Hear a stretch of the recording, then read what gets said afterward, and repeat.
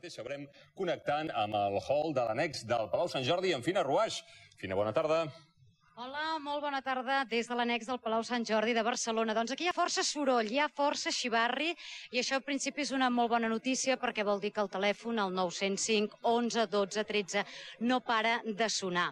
Moltes persones han vingut fins aquí, molts voluntaris, aproximadament uns 2.000, que al llarg de tota la jornada d'avui dedicaran aquest dia a contestar els telèfons, a atendre les seves trucades, perquè hi ha més de 500 línies telefòniques que esperen la seva trucada.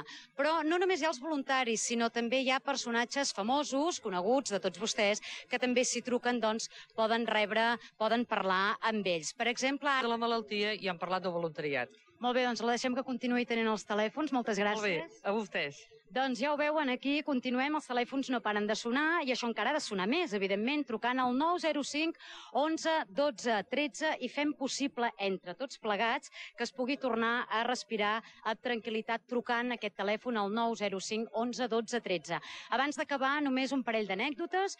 Alguns dels voluntaris han recollit trucades de nens, com també ens explicava la pròpia consellera, per exemple, un nen de Barcelona que es diu Roger, de 6 anys, que ha donat 30 euros. També han trucat altres nens, com per exemple un nen que es diu Aleix, de 10 anys, que també s'ha volgut solidaritzar enguany amb les malalties respiratòries cròniques, i també el cas d'una nena de 6 anys que també trucava de Barcelona i que ha donat 30 euros. Això és tot des del Palau Sant Jordi de Barcelona.